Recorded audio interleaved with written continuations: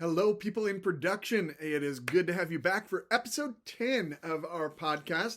And in this podcast, we are following up on our last interview, part one, with Brandon Worrell from KCSP Machine. And we talked about their rebranding, about integrating new talent with veterans in the shop and cultural dynamics and the power of building your network. As good as that episode was, I think this one takes it to another level, and I think you're going to enjoy it. This episode covers the inspiring journey of a tech entrepreneur transitioning to the manufacturing sector. Brandon shares valuable insights about entrepreneurship through acquisition. He talks about business readiness and how do you know what company you would acquire, or from a seller's perspective, what do you need to understand about what buyers are looking at? Brandon talks about the vital role of communication in the process, and you're just going to really enjoy this. Listen as he shares his insight and his unique perspective as just looking at it through this lens of where's an industry I'm willing to go into and what are the requirements I'm buying. It's a fun conversation. Brandon's just a wealth of knowledge, and I think you're going to love it. So check out episode 10 of the People in Production podcast.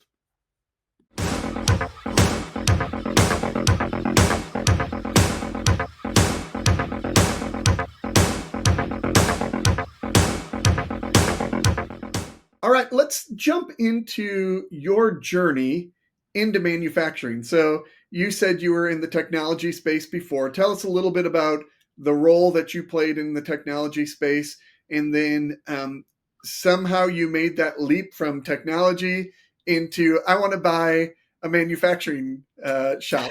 So let's hear a little bit about your journey, if you don't mind. Well, my earliest professional life was as a web developer. So I started web-based software websites, pretty much self-taught. That was like .com boom, .com bust days. So when I started that, I worked for a couple of different agencies. Advertising agencies, a sports marketing agency, a pharmaceutical agency. So that was over many years, and that was great. And I had a partner that I worked at those two companies with who was more of a creative guy. And so we kind of worked in tandem.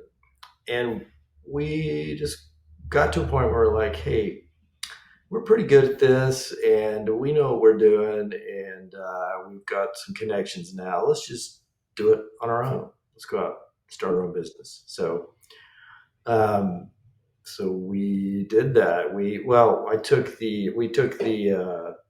have the Kaufman Foundation here on entrepreneurship, and they do these, at the time at least, they did these new venture classes. So I really didn't have any business background or anything. Right. Yep. But being in a marketing environment, you learned a lot about a lot of different businesses and how they made money. So how big of a shop was the marketing team that you were at before you guys started exploring your own venture? The last one, 30 people, not huge. Okay. So small, big enough to have sizable contracts, but small enough that you're getting a piece of everything that's going on in the business. Yeah, and I had a lot of experience in pitches and traveling, and so I was learning business skills alongside of doing development, heads down development, and I was also learning how to run teams. I eventually had some hiring responsibilities, so I was kind of developing all those skills. But so we started this business. We went through the new venture program, and that was basically do a basic business plan. Yep. And so we did a business plan for a little interactive agency. And once we got out of that, we started it. We started in my partner's spare bedroom, crammed a server into the closet, and started doing business. That's awesome. Love it. Paid ourselves peanuts for a while, but eventually we started to grow, started to hire staff. Right before I exited, we were, a dozen employees in an office down here in the Crossroads, just down the road from KCSP, coincidentally.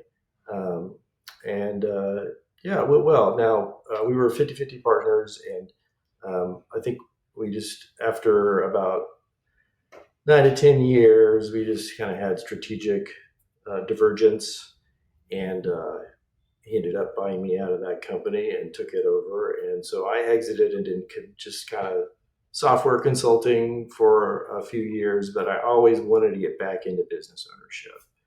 I just felt like that was where my heart was, right? So I, had started, owned, and operated a agency, and I just, that's where my heart was. Yep. I'm not really great working for other people. So, Yep.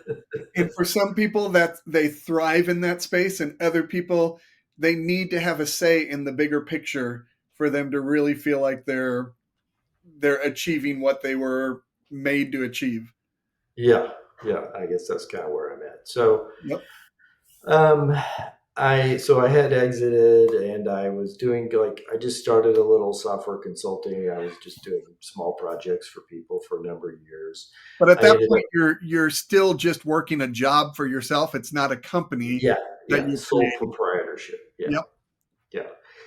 So I eventually had one of my customers, who was a software development manager there, had been a former employee, said, "Hey, come in, do some consulting for us, be real flexible with you." I was like, "Okay, sounds good." And then eventually they talked me into a job. So I did take a job, but I was like, okay, I'm still looking actively. So I I had sold a business. I had started a business and sold a business, and I sort of knew, like, we basically hired a consultant to help us negotiate, the separation and the value of the company and all that. Yep. But I still didn't know enough about just going out and buying a business. So I really dug into the world of ETA, entrepreneurship through acquisition, and it's a big one. So I just, like, got all the books. There's a book by a guy named Walker Dybel, Buy Then Build. The Harvard Business School has a book on buying small businesses, and got into that community and just kind of dug in. So I started really just seriously looking at evaluating businesses in the Kansas City area. I had this geographic restriction because I had family here. I didn't want to move somewhere. Yep.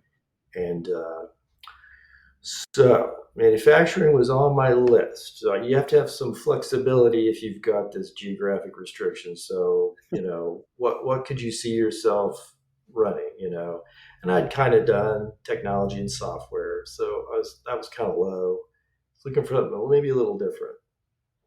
But manufacturing was on the list, and my father worked in manufacturing for 40 some years. There's a company in Wichita called Chance Rides.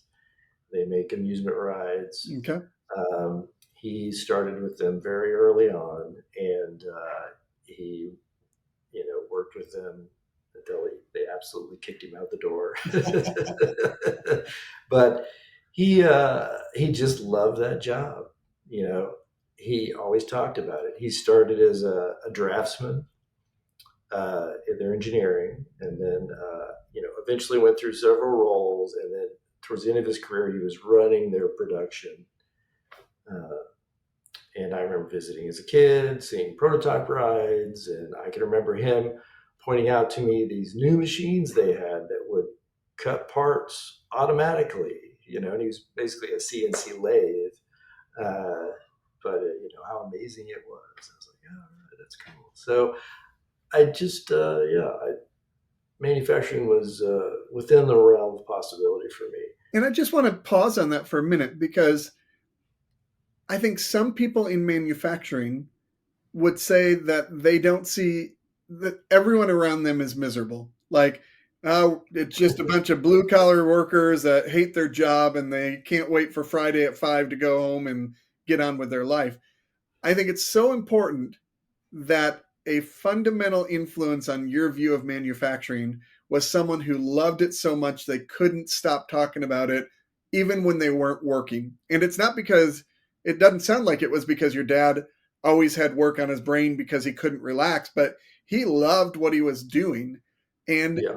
I think that I think leaders need to be very, very intentional about communicating what they love about what their company does, because it's easy to get so bogged down in production that people don't ever remember that this is a amazing thing, that we're taking a lump of something and turning it into a difference maker. I don't know, you telling that story, just it brought it to life in a real powerful way. I really appreciate you sharing that.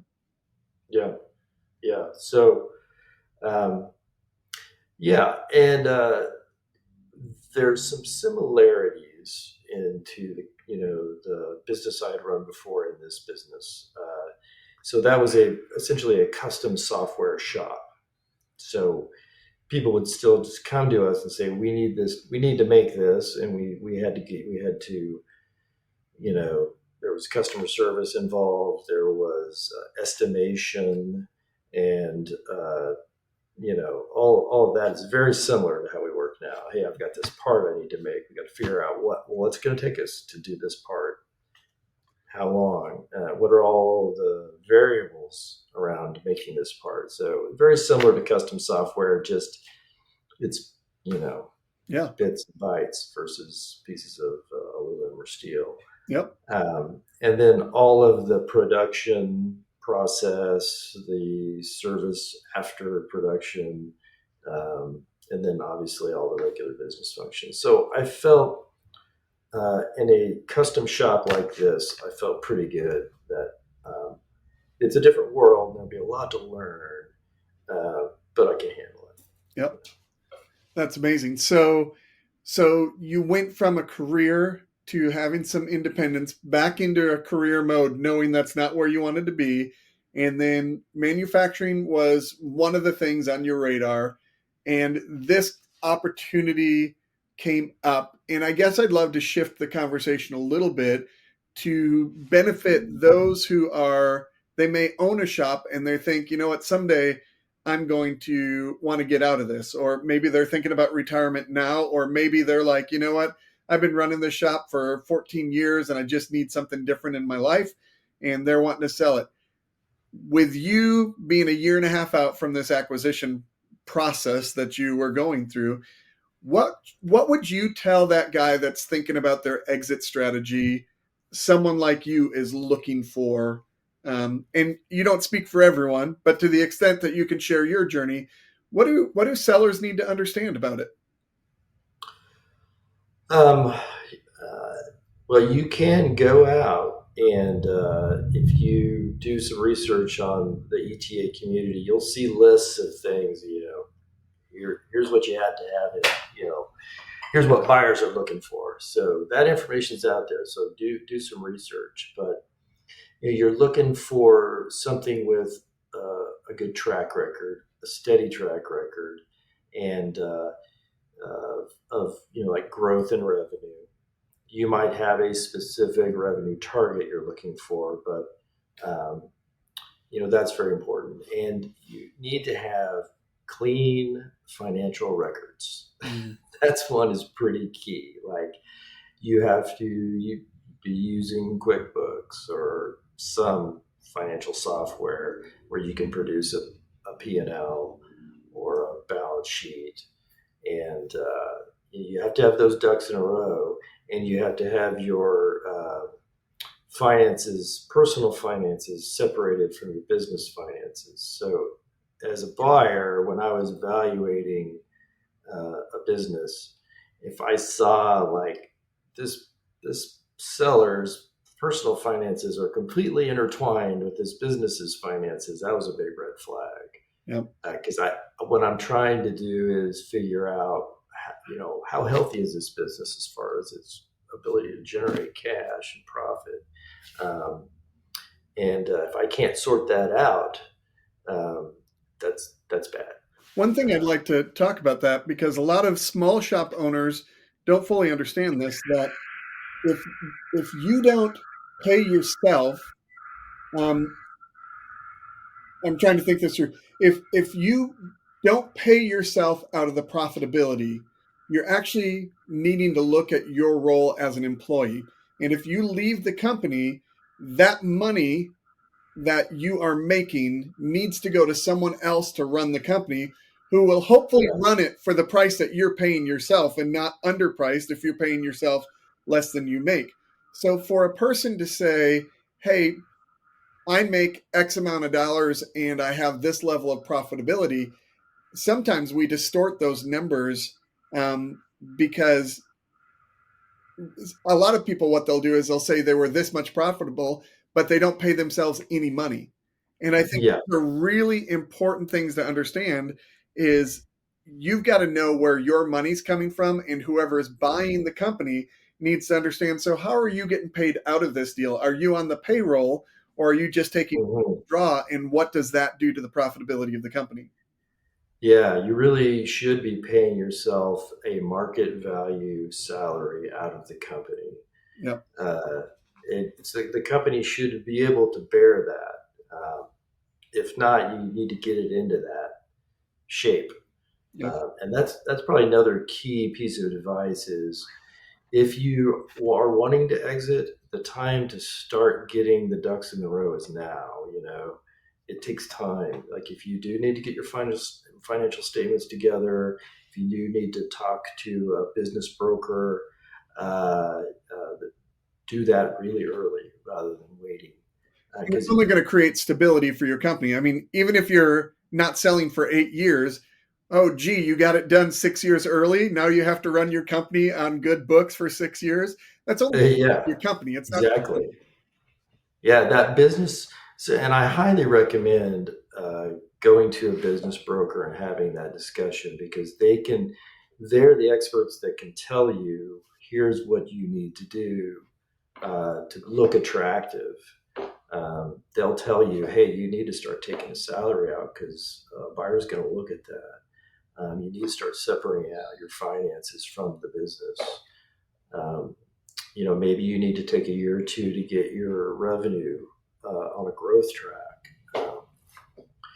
And you're looking at there's different ways to judge the value of a business, but usually it's some multiple of EBITDA, which is a calculation you do from your P&L. And it's I would say generally a measure of your company's ability to produce profit, and so they can help you walk through that and tell you what your EBITDA is um, and what you can do to improve it.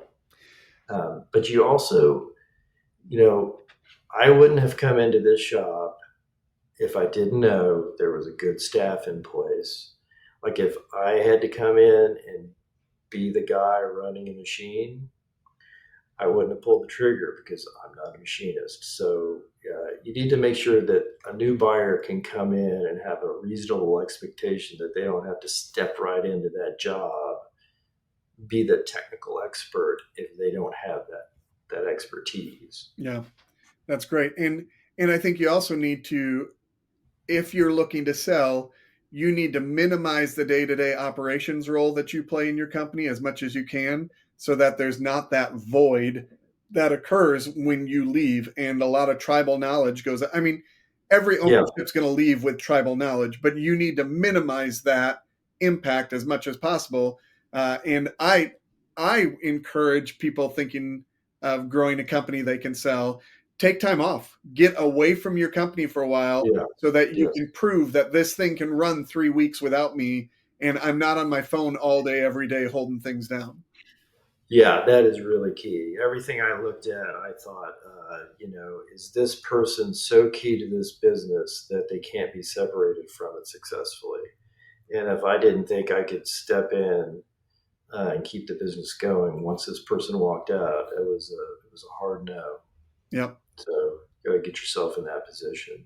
Man, such great insights. I really appreciate you, especially since you're so new into the industry. I appreciate you just letting us crack open your brain for a little bit just to understand that Sure. process. So you've got great wisdom, and I appreciate your ability to articulate that journey. So, anything else you'd want to say to that person who is thinking of selling their business in the next 2 to 10 years? um, Well, there's a good book called Build to Sell. Okay. I would go read that, and you. And this is not just for people looking to sell, but also people maybe that are operating, looking to buy a business. You need to operate it, even if you're never going to sell that business, right? Or you don't intend to sell it for a long time. You need to run it as if you want to sell it, right? As if you're putting something together to be sellable, because that is good for your business to run it in that way. Yeah. It's beneficial to you to run it with that attitude because you'll a healthy business.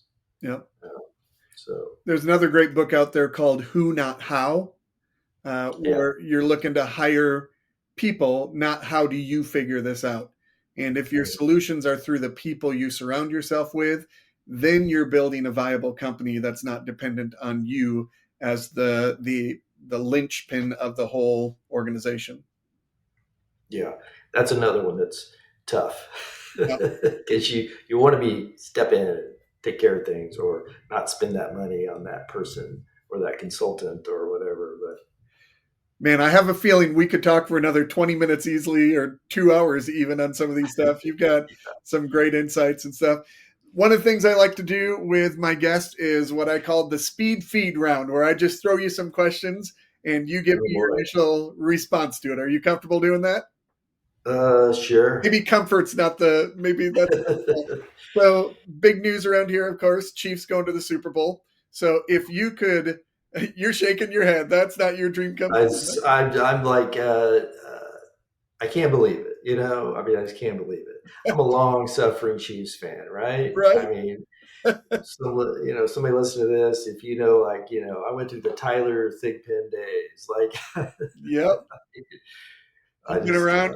You endured the can't believe '90s, it. and and when we Some of kept the '90s were great, but when the Chiefs kept grabbing hold of 49ers quarterbacks and anyone they hmm could, and it just wasn't working out, right? Uh, hmm well, yeah. so if you could go to the Super Bowl with anybody, who would you pick to go to? Oh, go to the Super Bowl with Sure. anybody? Yeah. Well, I would uh, I would have to pick my girlfriend because she'd kill me if I went with anybody else. But let's say I was forced to go with somebody other than her or a close personal friend. Geez, I'll just say Herm Edwards because he's a former Chiefs coach and it seems like he's a kind of a funny guy. You might be entertaining to sit there and watch a Chiefs Super Bowl with. I like that. I like that one. That's a good one. All right. So for those early morning days at the shop, what do you do for energy drink? Are you a coffee guy? Do you do any energy drinks? What are we going to see you holding in the mornings? Oh, definitely coffee. And I'm like a big stupid thermos guy. Okay. So I come in with my coffee, and my kids like to make fun of me because I have this ridiculous thermos that I carry. I love it. All right. So, what, in your opinion, is the greatest threat to manufacturing? Greatest threat to manufacturing? Whew. Right now, um, it's got to be talent. It's got to be having the right people. You know, there's things that manufacturing is going to do to get around this talent issue, and that's automation and technology. But no matter how much you automate it, you're still going to need very talented people to work in manufacturing, Yeah. and that's a big problem right now. Yep. Really good insights. So, what is the most important leadership tool in your tool belt? What do you think is the most critical thing you've learned about leadership that you have to use? I mean, just communication. You can't communicate enough. Yeah, that's great. I wish I need to be better at it. We all need to be better at it. Talk to your people. Let them know what's going on. Don't leave mysteries. And that's whether you have a 40-year-old guy or a 40-year veteran or a 15-year veteran or someone who's brand new to your company. That Yes. communication is Yes. important. Yes. And if I had to pick a number two, it'd probably be just healthy humility. Yeah, love that. Great insight. What's one thing that we didn't tap on today that you would love just to dive in deeper to share just some of your opinions on if we had more time? Oh boy, I don't know. That's a tough one. Uh,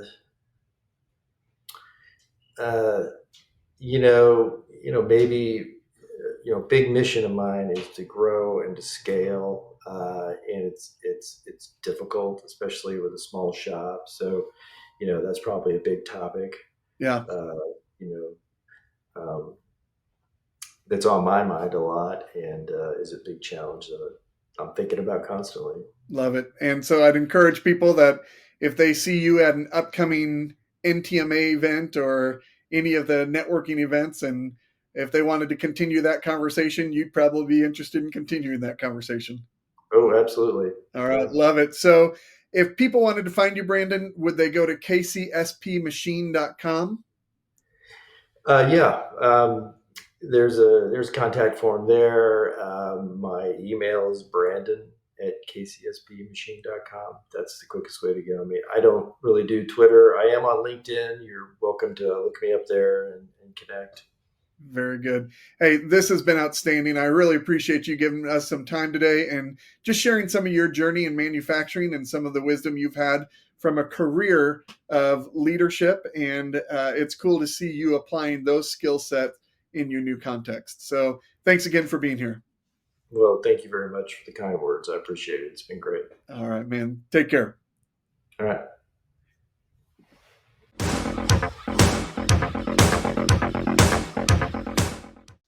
All right, there you have it. That is episode 10.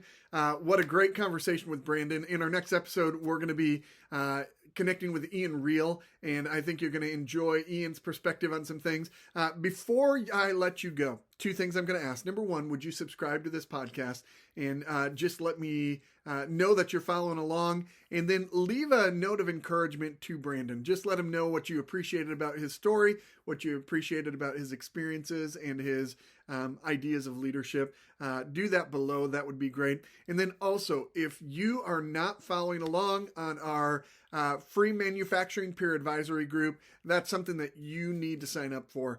You can just go to circleof5coaching.com/free and just enter your contact information there. I'm not going to spam you to death or anything, but that is a way to be a part of the conversation with our monthly peer advisory group. And it's some great conversation, really good content that's supported by a community of people in the industry. So check that out. It is free, and we would love for you to be a part of the next one. That's it. That's all we got for this episode of People in Production Podcast. We'll look forward to seeing you at the next one.